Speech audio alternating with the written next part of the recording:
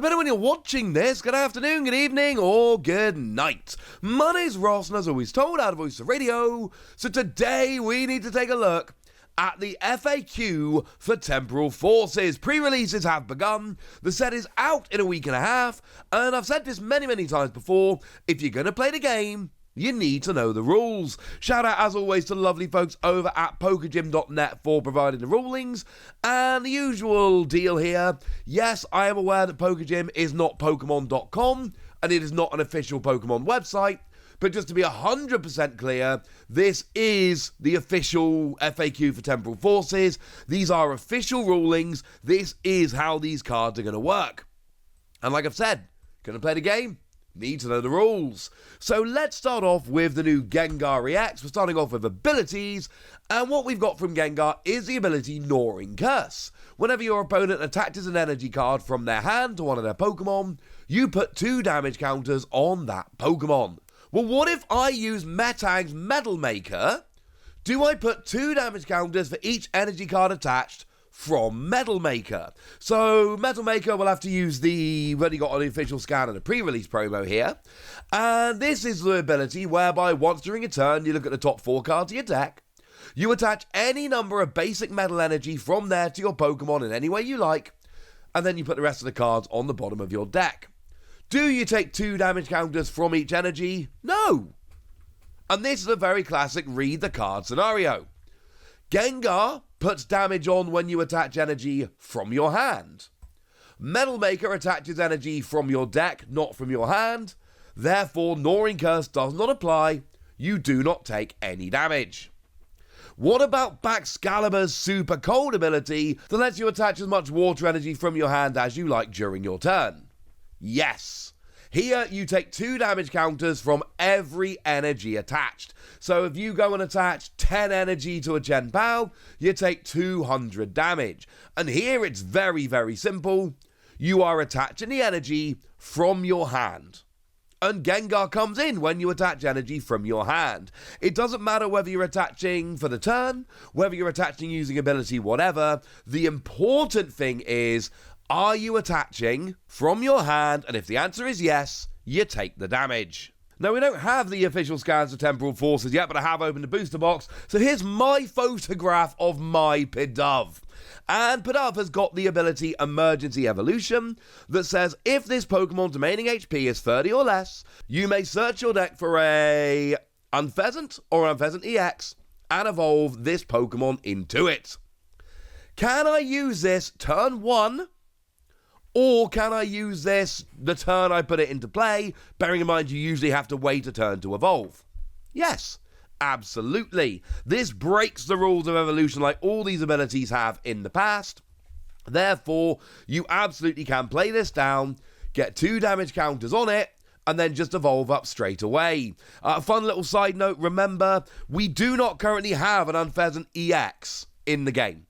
Doesn't exist.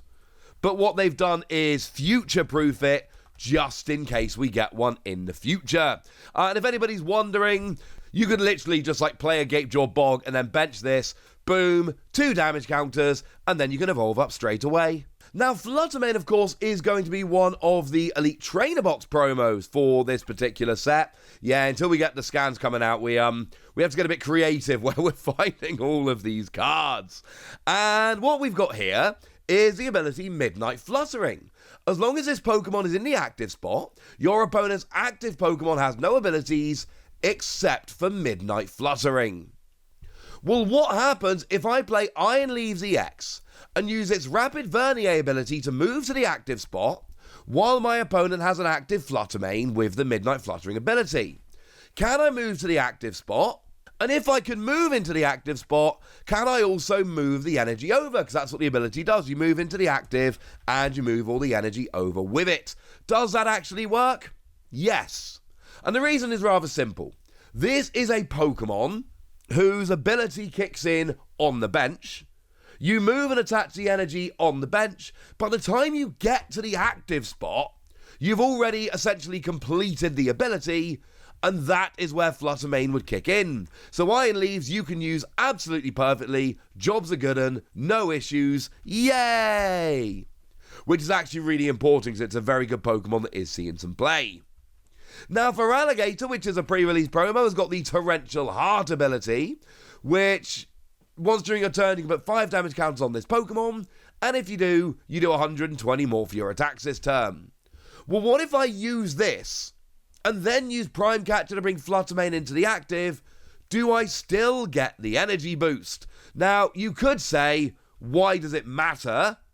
Because Flutter Mane's only got 90 HP, which is a fair point, but it's more just figuring out how the interaction works. I'm aware it is largely a moot point. But the answer is you do get the extra damage, and the reason you get the extra damage is very simple. You use the ability gives you the extra damage.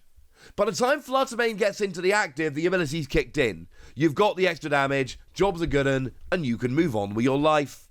Yay! Although in a boo thing, I've been hearing from pre-releases that actually it's not particularly fair if you open up the Feraligatr pre-release promo. I'm hearing that at pre-releases it is less competitive.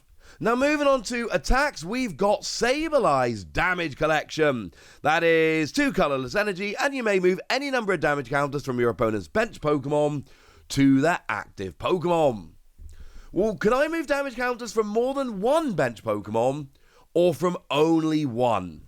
And the answer is you can move from as many as you like, but to only one. So you have to move to the active, all the damage has to move to the active, but it can move from anywhere you like. Now Shiftry comes along with its Expelling Tornado attack, single grass energy, and you choose 3 of your opponent's Pokemon, and then you shuffle all of your opponent's bench Pokemon other than those, and all cards attached to them, into their deck. Which is funny. But what about Rabsca? Rabsca's got the ability Spherical Shield that prevents all damage from and effects from your opponent's Pokemon done to your benched Pokemon. Is Rabsca going to protect you here? And the answer is yes. Even though the other Pokemon are getting chosen, the effect of Expelling Tornado is still being done to the remaining 2 Pokemon, so they would be protected by Spherical Shield and would not get shuffled back into the deck. Don't know if anyone's going to play it for that, but you never know. They might.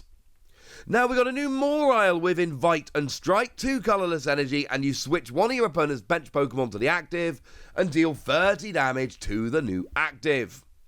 What if my opponent doesn't have any bench Pokemon? Do I just get to do 30 to their active? No. This attack only does 30 damage to the new active Pokemon. If there isn't a new active Pokemon, no damage is done. Now, Rabombi's got a very interesting attack here. We've got Plentiful Pollen, single energy, 30 damage. During your next turn, if the defending Pokemon is knocked out, take 2 more prize cards. Sounds awesome, but the ruling is going to ruin it for you. If I use this, do I still get to take 2 more prize cards if the defending Pokemon is switched out, and then I KO it next turn? Nope. We know the deal at this stage. These kind of effects go away when the Pokemon hits the bench. So it's got to be the same Pokemon remaining in the active in order for this to work, which basically means the only way for this to work is for you to use this and your opponent to go, nah, it's alright, I'll stay in the active, we're fine. I'll stay here and let you KO me. Which I think it's fair to say the majority of people probably not going to be too keen to do, if we're honest. Sorry, does ruin the card somewhat.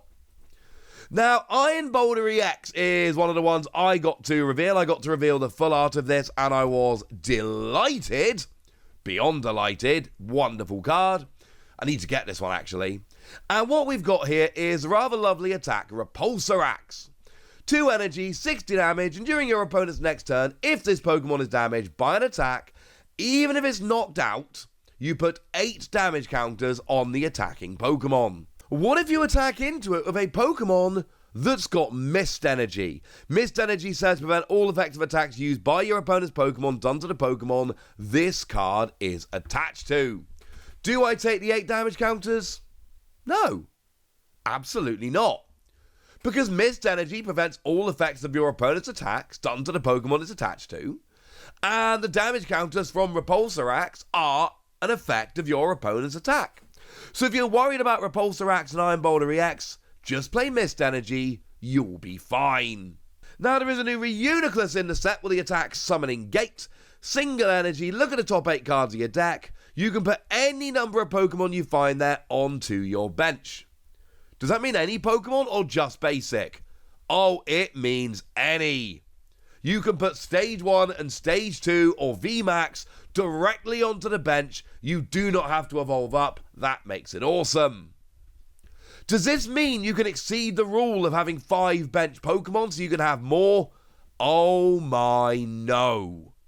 That would break some cards wide open. But no, that would also break the game. We don't let you do that.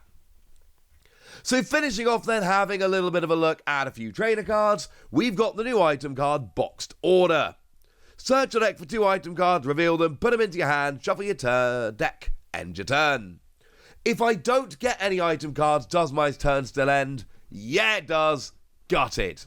The card ends your turn. When you play the card, you end your turn. Regardless of what happens afterwards, whether you get any cards, how many cards you get, what cards you get, etc. Regardless, your turn is done. Sorry. Master Ball is an ace spec that lets you search for any Pokemon. Can I use the old one? Yeah, you can. Now, the important thing to note here is you can use the old ace spec Master Ball because it is an ace spec. That is very important. You cannot use any non-ace spec Master Ball. Essentially, the card is an ace spec. So if you're going to use any other versions of the card, those versions of the card need to be an ace spec. So the Master Ball from Gym Challenge, for instance, which incidentally is not even remotely close, cannot be used. Yes, you can use the old one from Plasma Blast, that is absolutely fine. No, you cannot use the old non-ace spec Master Ball, that is not okay. I will say, I've seen a few people, since they actually got boxes in hand and opened some up, people are loving the new design of the ace specs. They are less keen to use the old Master Ball now. Prime Catcher, remember, is just Guzma. You switch your opponent's active and yours. If my opponent has no bench Pokemon, can I just use this to switch my active? No.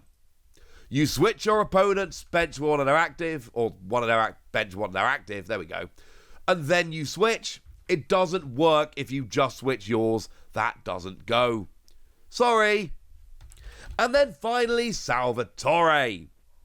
This is lovely new supporter card, and it lets you search your deck for a card with no abilities and evolves one of your Pokemon to evolve it. You can use this card on a Pokemon you put down when you were setting up to play, or a Pokemon that only came into play this turn. Another card that lets you break the rules of evolution. Can I use it to search my deck for a card that is not legal for play in the current tournament format? For example, in a standard format tournament, can I use it to search for Raichu Break? No! A card has to be legal for play in the designated tournament format in order to be searched for by Salvatore. And I know this is one that is generating a lot of discussion, and we might come back to this one later, but for the time being, all you need to know is this doesn't let you put illegal cards in your deck and then search for it. That would be weird. So there we go. That's what you need to know. And now it's over to you guys. Tell me which of these rulings make sense to you. Tell me if there's any confusion. I'll try and answer any questions I can at the end. Tell me if your feelings about any of these cards have changed because of this. Go nuts in the comment section, but be nice. And then make sure you like this video, subscribe to this channel, follow me on Twitter at TheWasi. That's where we talk about Pokemon and a whole bunch of other card games. And please do consider checking out patreon.com/PTCG where you can support the channel, get some bonus podcasts, join a Discord, and all kinds of fun things.